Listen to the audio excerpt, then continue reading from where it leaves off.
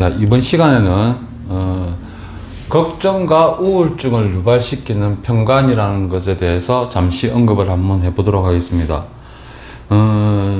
편간이라고 하는 것은 보통 우리 자평명리에서는 칠살이라고 부르기도 하고 나를 힘들게 만드는 존재이기도 하죠.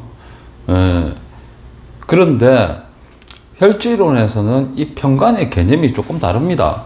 자평명리에서는 예를 들어서 을목이 경금을 만나면은 뭡니까? 정관이죠. 간목이 경금을 만나면 편관이죠. 자, 이게 일반적인 십성법입니다. 혈지론에서는 어떻게 썼느냐? 혈지론에서 십성법을 보면은 을목일간이 경금을 만나면은 편관입니다. 자, 간목일간이 경금을 만나도 편관입니다.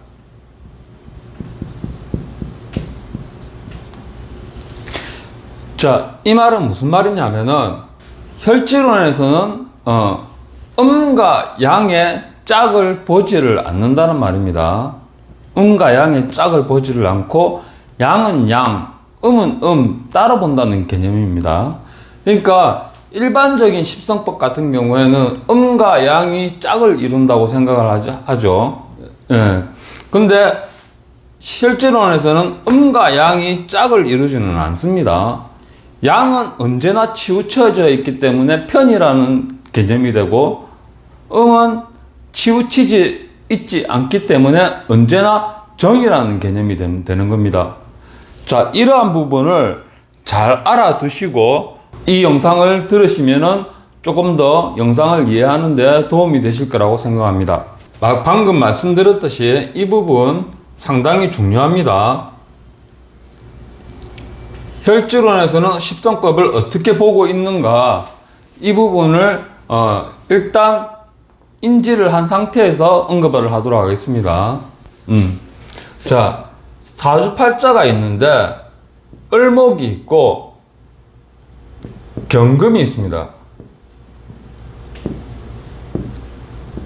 대충 옛날의 기억을 떠올려 보면은 앞서 언급했듯이 을경합이됨으로 인해서 합하가 되는 수도 있겠고, 또는 합이 되어 가지고 떠날 수도 있겠고, 아니면 일간이기 때문에 합이 안 될 수도 있겠고, 여러 가지 방법이 있겠죠. 하지만은 이 같은 경우에 혈지론에서는 편간이라는 글자로 보기 때문에 이런 편간이 사주팔자의 천간의 자리를 잡고 있게 되면은 당사자는 항상 걱정과 우울증이 떠날 날이 없습니다. 사람이 소심해지고 그 다음에 진취적이지 못하죠. 그 다음에 늘 소극적이고 이런 모습을 보이게 되죠. 그런데 이 같은 편간이 작용하는 것은 천간에 있을 때만 작용하는 것이지, 예를 들어서 이 경금이 천간에 있지를 않고 지지에 신금으로 나타나도 이것도 편간이죠.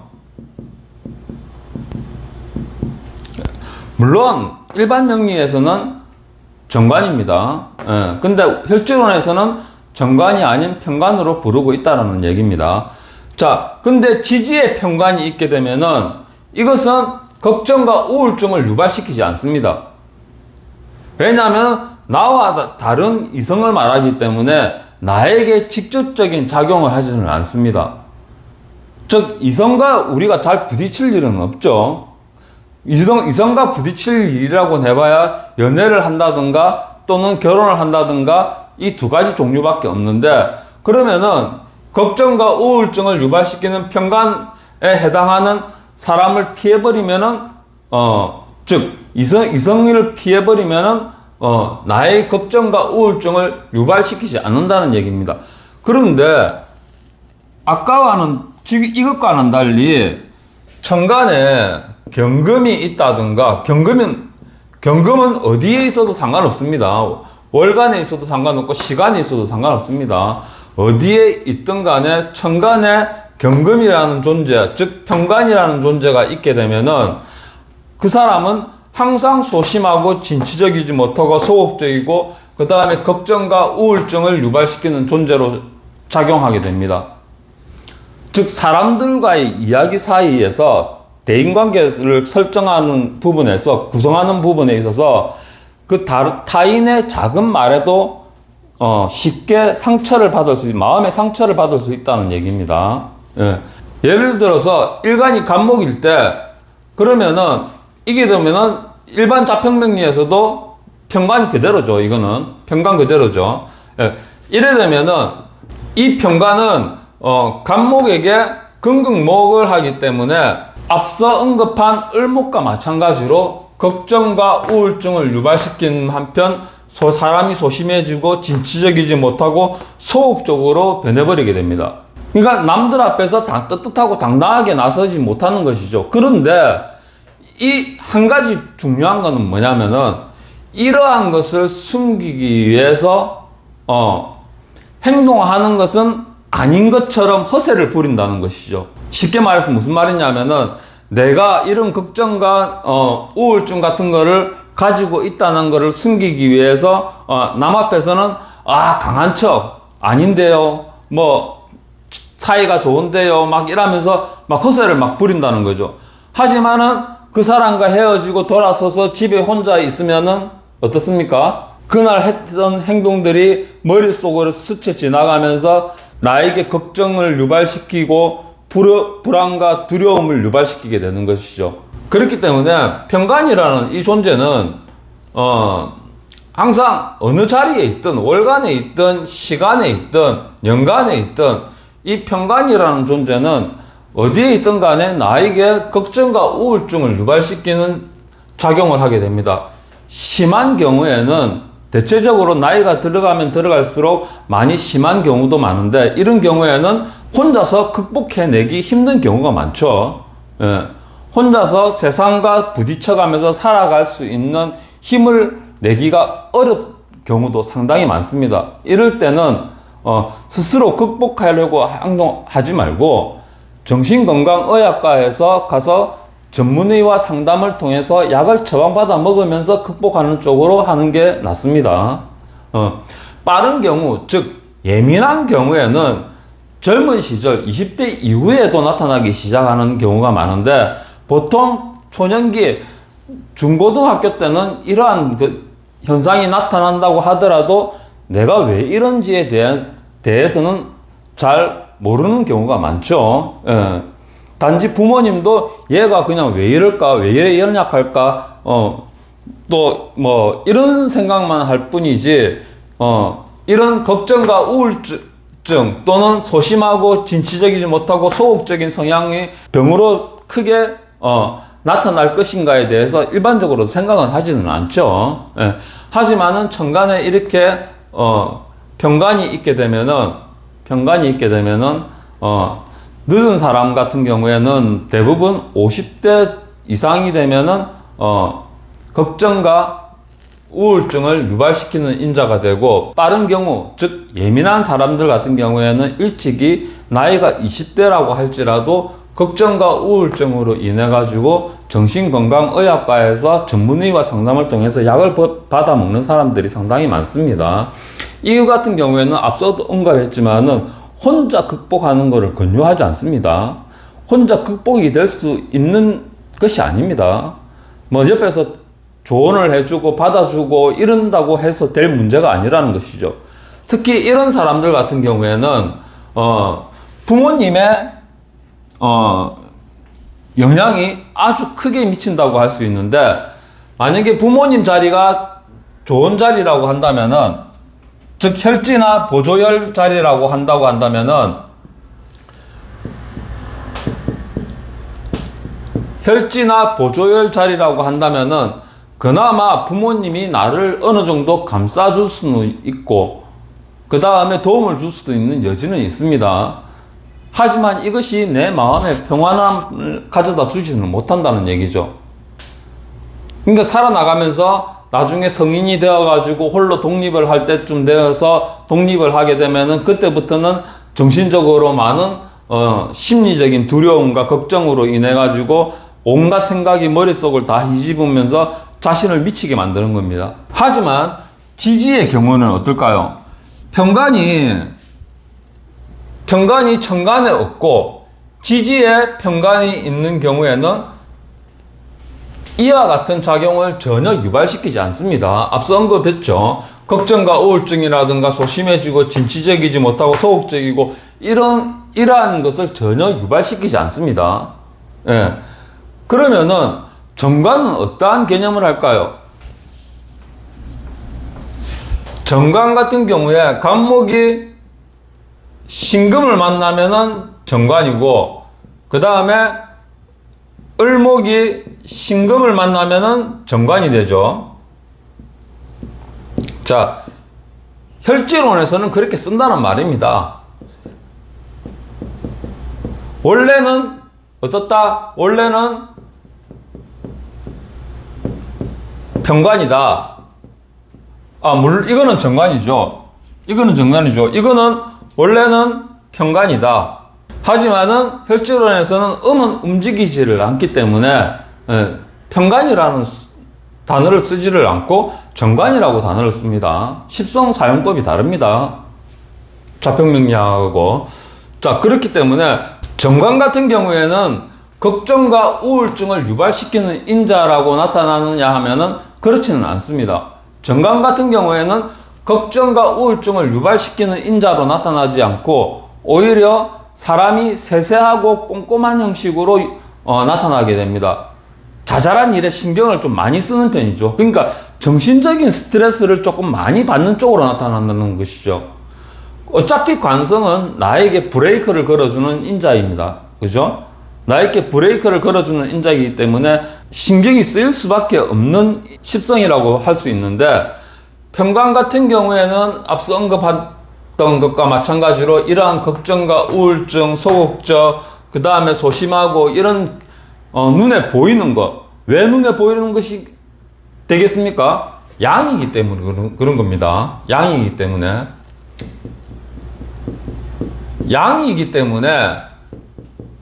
눈에 드러나는 겁니다. 그런데 정관 같은 경우에는 어떻습니까? 정관 같은 경우에는 일반 좌평명리학에서는 아주 귀한 존재로 쓰이고 있죠. 하지만은 그 귀한 존재가 어떻게 됐든 말든 혈지론에서는 나에게 스트레스를 주는 작용으로 보고 있습니다. 굳이 정관을 안 써도 되죠. 굳이 정관을 안 쓰고 다른 오행이나 다른 십성을 써도 내가 귀할 수 있죠. 그죠? 정관만 귀한 것이 아닙니다. 재간만 좋은 것이 아니고 인성, 식상, 그 다음에 편재 이런 것도 다 좋은 겁니다. 그 위에서도 그 외에 왜 정관과 편재를 넣었냐면은 그 옛날 시대에서는 남자가 할 일이라고는 관직을 얻는 것과 재물을 모으는 것 이 두 가지밖에 없었기 때문에 그 두 가지 위주로 본 것뿐이지 지금은 관직은 뭐 자기 나름대로 하기 나름이죠. 그쪽으로 관심이 있으면은 공직으로 나가도 되고 아니면은 장사 쪽으로 관심이 있는 분이라면은 장사 쪽으로 나가도 되고 아니면은 안정적으로 직장 생활을 하겠다고 한다면은 직장 생활을 해도 되고 자기 하기 나름이죠. 그죠? 예. 그렇기 때문에 꼭 관을 추구할 필요는 없다는 얘기입니다. 평관이든 정관이든 꼭 쟤는 다르죠. 재물은 돈을 추구하는 마음은 옛날이나 지금이나 똑같지만은 관성은 변해가지고 지금은 관성을 꼭 추구할 필요는 없다는 얘기입니다. 그렇기 때문에 옛날에는 정관이라는 자체가 존귀했을지 모르지만은 지금은 정관이라는 자체가 존귀하다고 보기는 힘듭니다. 근데 앞서 이야기했듯이 평관이 양이기 때문에 나에게 눈에 드러나도록 브레이크를 걸어준다면은 이 정관은 음이기 때문에 나에게 눈에 드러나지 않도록 브레이크를 걸어주는 겁니다. 어떤 식으로 브레이크를 걸어주느냐 하면은 일을 막 합니다. 일을 막 합니다. 그러면은 이것도 챙겨야 되고 저것도 챙겨야 되고 요것도 챙겨야 되고 오만 것 때만 것 다 챙깁니다. 주변 사람들까지 일까지 챙겨가면서 자기 할 일만 하면 되는데 오지랖 넓게 행동을 하는 거죠. 그러면서 쓸데없이 다른 사람이 행동하는 거, 일까지 다 봐가면서 자기 일을 하는 거죠. 예. 이런 경우 타인의 입장에서 봤을 때는 이 사람이 꼼꼼하고 일을 잘한다라고 볼 수는 있겠지만은 본인의 입장에서는 쓸데없이 일을 많이 늘려가지고 자신의 일을 힘들게 만들고 있는 겁니다.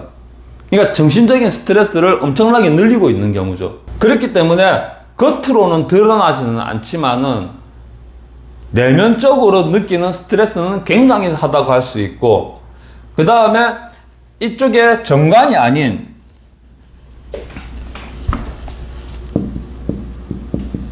편관이 들어온다고 한다면은 이게 겉으로 드러나게 됩니다. 양이죠. 이건 음이고, 그죠? 양으로 드러난다고 한다는 말은 사람과 이야기를 해보면은 이 사람이 안색이 순간적으로 변할 때가 있습니다. 그러니까 쉽게 받아들이지 못하고 남과 이야기할 때 사소한 농담도 받아들이지 못하고 억수로 진지하게 받아들인다든가, 또는 뭐 농담을 한다 하더라도 그 농담을 웃고 넘기지 못하고 심각하게 받아들이는 그런 경우라고 할 수 있죠. 그 다음에 또 집에 홀로 들어와가지고 사색에 빠지면은 사색에 빠질수록 오히려 우울해지는 느낌이 강하게 들기 시작하죠. 이렇게 편관을 가지고 있는 같은 사람들 같은 경우에는 혼자서 사색에 빠지는 것을 아주 조심해야 됩니다. 정관은 상관없습니다만은, 정관은 혼자 있으면은 뭐 별다른 생각이 나지는 않습니다만은, 편관 같은 경우에는 혼자 있게 되면은 오만 때만 생각이 다 납니다.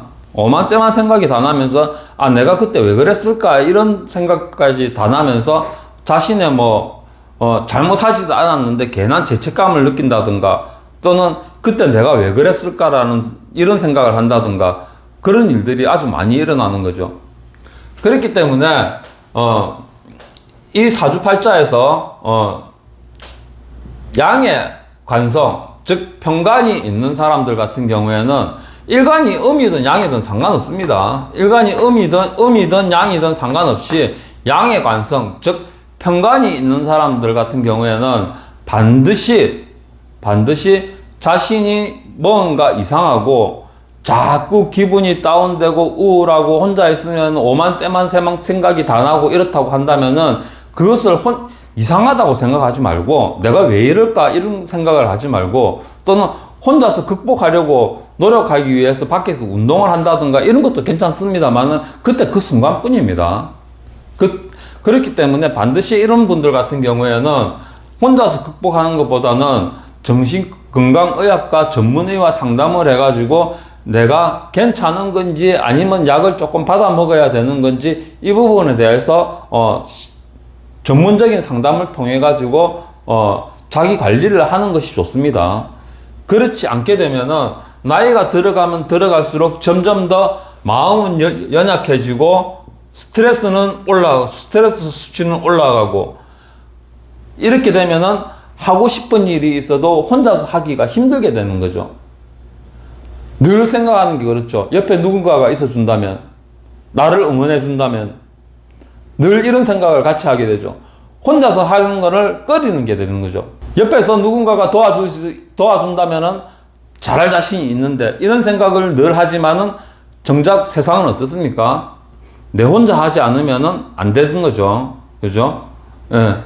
다 자기 개인의 이익을 위해서 이해득실을 따져가지고 돕기도 하고 안 돕기도 하고, 그렇죠. 무보수로 맹목적으로 나를 도와주는 사람은 세상 그 어디에도 없습니다. 그런 사람은 부모 형제도 그렇지 않습니다. 맹목적으로 도와주는 경우는. 어릴 때는 내가 아무것도 모를 어릴 때는 부모님이 맹목적으로 도와준다고 하지만은 성인이 되고 나면은 부모님도 맹목적으로 도와주는 일이 없죠. 돈을 빌려도 부모님 돈을 빌려도 그게 내 돈이 아니고 갚아야 되는 경우죠, 대부분. 예. 그렇기 때문에 내 사주팔자를 봤을 때 천간에 양이 있게 되면은 겉으로 드러나는 게 걱정과 우울증 뿐만 아니라 소극적인 행동까지 모든 것이 드러나면서 나를 스스로를 힘들게 만들고 지치게 만들기 때문에 이런 부분에 있어 가지고 스스로 극복하고자 한다고 한다면은 조금 빨리 전문의를 찾아서 상담을 해서 약을 조금 받아 먹는 것이 좋습니다. 그러나 이 정관을 같은 경우에는 자기 느낌에 따라 가지고, 즉 음의 관성이죠. 정관이라고 한다면 음의 관성이죠. 음의 관성 같은 경우에는 정신적으로 스트레스를 많이 주는 부분이기 때문에 이 부분은 나름대로 조금 휴식을 취한다거나 또는 생각을 놓고 멍 때리기를 한다거나 이렇게 한다고 한다면 곧장 회복이 될 수도 있습니다. 그러면은 무조건 이렇게 양의 편간이 있는 경우, 양의 편간, 관성, 즉 편간이 있는 모든 사람들이 다 정신적인 걱정과 우울증 또는 소심하고 소극적이고 이런 것을 유발할까? 그건 아닙니다. 자, 이런 사주가 있다고 했을 경우에 한번 보면은 경금이 편간이죠. 물론 자평명리에서도 편간이긴 합니다. 예. 하지만은 그냥 양의 관성이라고 그냥 생각하시면 됩니다. 양의 관성이라고 생각하시는 게 오히려 더 편합니다.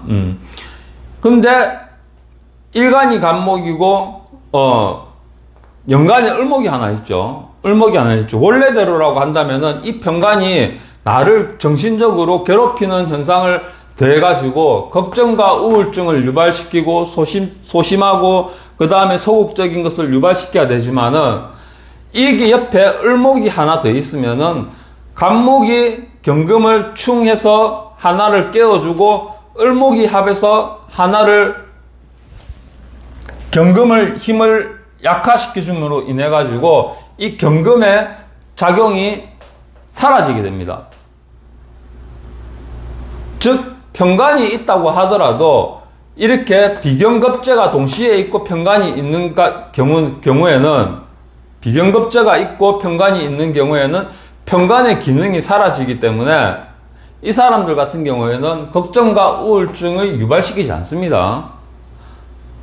또 두려움이라든가 소심한다든가 이런 거를 일으키지 않습니다. 그런데 비견이 아닌 겁재가 있다고 한다면은 어떻게 될까요? 자, 아까는 겁재고 지금은 비견이죠. 예. 비견이 있다고 했을 경우에 아주 강한 사주라고 볼 수 있겠죠. 독립적이고 뭐 자평명리에서 이야기를 하겠죠. 독립성이 강하고 뭐 어떻고 저떻고 뭐 주체성이 강하고 그 다음에 뭐 늘 경쟁 상대에서 뭐 이기려고 호승심이 강하다 뭐 이런 이야기들을 하겠죠. 하지만은 이쪽에 경금 양의 관성, 즉 편간이 있게 되면은 사람들의 눈치를 보기 급급합니다. 비견이 있어도 똑같이 이 편간을 극복해내지 못한다는 얘기입니다. 오히려 비견 같은 경우에는 꼼꼼함을 나타내죠. 일을 하는 부분에 있어서 꼼꼼함을 나타내기 때문에 오히려 편간이 더해져 가지고 스트레스를 정신적인 스트레스와 육체적인 스트레스 함께 둘 다 같이 받게 되는 경우가 더 심합니다. 강박관념 같은 것도 생길 수가 있겠죠. 예. 그렇기 때문에 이런 경우에는 반드시 내 몸이 이상하고 뭔가 자꾸 우울해지고 텐션이 저하되고 기분이 다운된다고 한다면은 반드시 병원을 한번 찾아 전문의와 상의를 한번 해보시는 것이 좋습니다. 하지만은 아까 언급했죠. 겁재가 있다고 한다면은 이 편간의 작용은 작용하지 않는다고. 그죠? 그러면은 정관이 있는 경우에는 어떨까요? 정관이 있는 경우에는 겁재가 있다고 하더라도 이 작용은 지속됩니다. 즉 정신적으로 받는 스트레스는 지속이 된다는 얘기입니다. 양의 관성이 있을 때는 비경겁제, 나와 겁제가 있을 때는 이게 서로 합과 충이 이루어지면서 상쇄가 되는 경우라고 할 수 있지만은, 정관 같은 경우에는 음의 관성, 즉 정관이죠. 음의 관성. 이거 주의해 주세요. 음양이 보는 것이 다릅니다. 십성을 보는 법이 다릅니다. 음의 관성 같은 경우에는 비록 얼신충을 하고는 있지만은 겉모습은 신금 그대로이기 때문에 정신적인 스트레스를 주는 것은 똑같다고 볼 수 있습니다. 하지만은 양의 관성처럼 드러나는 것은 아니기 때문에 이런 것 같은 경우에는 휴식이나 또는 멍 때리기, 이런 걸로 스스로 해결해 나갈 수가 있습니다. 스스로 해결해 나갈 수가 있습니다. 그렇기 때문에 크게 자기 혼자 극복을 할 수가 있다는 말이죠. 예. 큰 문제는 없다고 보시면 됩니다. 그런데 이렇게 음의 관성이나 양의 관성, 즉 편관이나 정관만 하나씩만 있다고 한다면은 어떻게든 해결을 볼 수가 있게 되겠는데, 만약에 정관, 편관이 같이 들어있는 경우, 자, 이 같은 경우에는 정관이 되죠. 여기는 편관이 되죠. 자, 이런 경우에는 해결이 안 됩니다.